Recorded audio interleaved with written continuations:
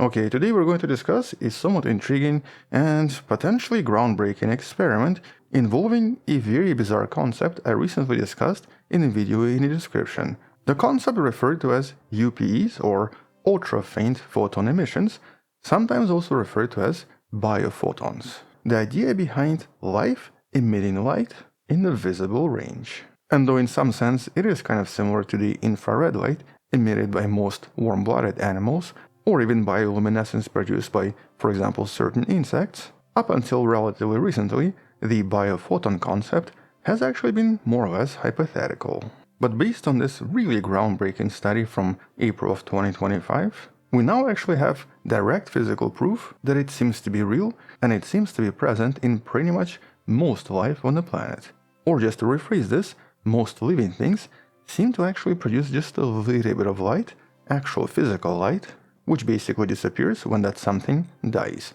Now once again, as I mentioned in the previous video, this has nothing to do with religion, soul, aura, or even consciousness.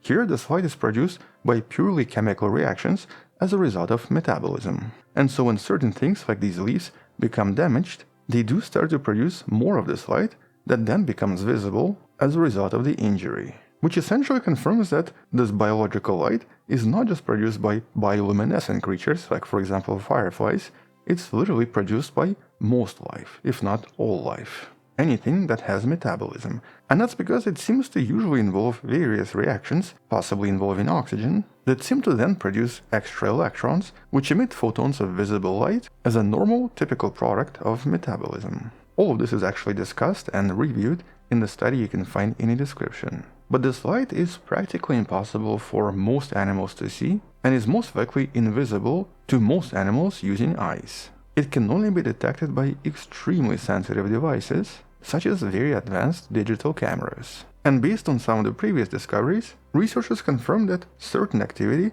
seems to dramatically increase this light, suggesting that technically it could be used in some kind of a diagnosis or for some sort of a detection, such as in this case, where it can actually tell us if something has an injury. And because it seems to be mostly produced by either metabolism or some kind of a reactive stress from interaction with oxygen species, such as for example when various organisms experience stress or direct injury, here in some sense, if we can actually find a way to see it, it might become a perfect medical tool that does not require anything else, no injections, no expensive machines, just an extremely sensitive camera. Which was basically the conclusion from that previous video from April of 2025.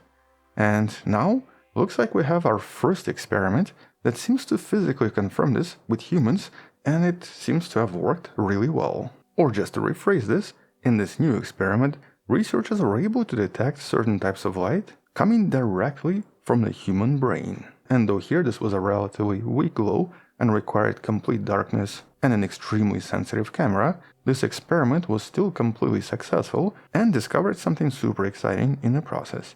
And so let's discuss this and find out what this means. And I guess let's start with the study and the authors. Haley Casey and the team you see right here, once again from a Canadian university, focused on exploring these biophotons as optical markers of brain activity. In other words, think of this as, I guess, MRI scan without an MRI machine.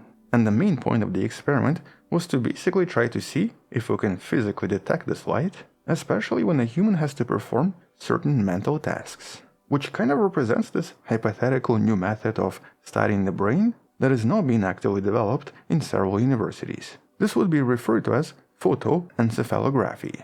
In some sense, it is similar to the EEG or electroencephalography, a neuroimaging technique that records electrical activity inside the brain, but here, this would be recording photoactivity. It would record light coming from certain parts of the brain. And so this study and this experiment was the first ever proof of concept. And so by detecting this extremely faint glow with a person sitting inside a pitch black room, and by using specifically calibrated photomultiplier tubes able to detect very, very low light, researchers definitively showed that there was light produced during certain brain activities. And the experiment itself was pretty simple. Here the participants were essentially sitting in a dark room and were wearing both the photodetectors and typical EEG caps, with the point being measurement of both electrical activity and possible photons. And the participants had two states. they were either resting or were engaged in some kind of a auditory perception task. Or basically they were listening to certain commands. And so whenever the command was given, obviously the electric activity inside the brain would increase dramatically. But to the researchers' surprise, so did the emission of light. The brain-derived UPE signals definitively increased in certain locations in the brain, such as the occipital and temporal lobes, the ones associated with active listening, eventually reaching a certain photon count depending on the task. Or basically, depending on the task given to the participant, they seem to have a relatively constant amount of light coming from those regions, which I guess implied that metabolism for certain tasks was more or less equal. And because the point of this experiment was to try to discover if we can even see these UAPs and distinguish them from background radiation, here this experiment was completely successful. And moreover, researchers discovered a bunch of patterns consistent with different levels of brain activity. And though it's obviously impossible to tell exactly what these emissions mean, right now what's clear is that there was definitely an increase in light production in certain parts of the brain. And what's even more intriguing is that the actual setup was pretty cheap and did not require any advanced cameras either. Here it only required what's known as PMTs, photomultiplier tubes. Tubes that allow us to see extremely faint light and that are generally pretty easy to produce. And so this would be much cheaper and easier to produce than a typical MRI machine. And while by placing these very sensitive vacuum tubes near the auditorial regions of the brain, scientists definitively proved that light activity was increased when a person was doing something related to auditory tasks. Now the reason it was actually auditory or sound-based is because they were sitting in complete darkness, which was actually a pretty clever technique. But in theory, this can be obviously used on any part of the brain, especially if someone can actually create some kind of, I guess, helmet or something that blocks all of the light from outside and is then able to observe a person's brain from every single direction. So in some sense, this is a pretty brilliant technique and potentially represents the future of the medical field, especially when it comes to cheap and fast diagnosis. Because here all of this would be relatively cheap to produce, and we can basically see these emissions pretty much right away. And so this finally confirms that UPEs are definitely real, they can be definitely measured, and much more importantly, there seems to be a direct correlation between UPE output and the brain activity measured by the EEG, or the electric activity. Which means that the target for next studies is going to be figuring out what patterns we can detect, comparing the EEG waves to a lot of this UPE activity that could teach us so much more about the human brain compared to what was possible before. So this is going to have a huge impact on the field of neuroanatomy. For example, by measuring different activities or different thought patterns, it will help us map the brain much better and potentially even allow us to map the brain in 3 dimensions compared to what's possible with the EEG.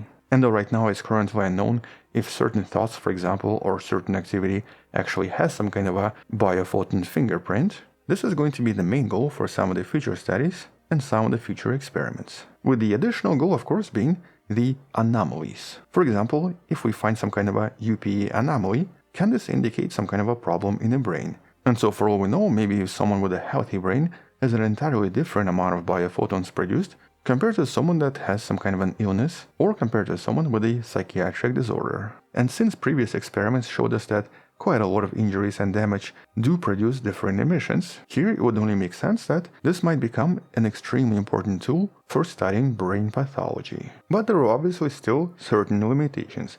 For example, one limitation is that because both electrical waves and these biophotons seem to be generated with different mechanisms, there was a slight difference in terms of timescales when it comes to these detections. In other words, when we are seeing biophotons, they might not have exact time correlation to electrical signals. Likewise, because here they actually only used a few of these tubes, or a few of these sensitive detectors, only future experiments using more advanced sensitive techniques or a higher density sensor array, especially the ones using specific wavelengths, can potentially produce much more accurate results, enhancing the technique's spatial resolution. But ultimately, this research definitively introduces this new technique, photoencephalography, a new non-invasive method for inferring brain activation simply based on the emissions of light, which is definitely a groundbreaking discovery for the entire medical field.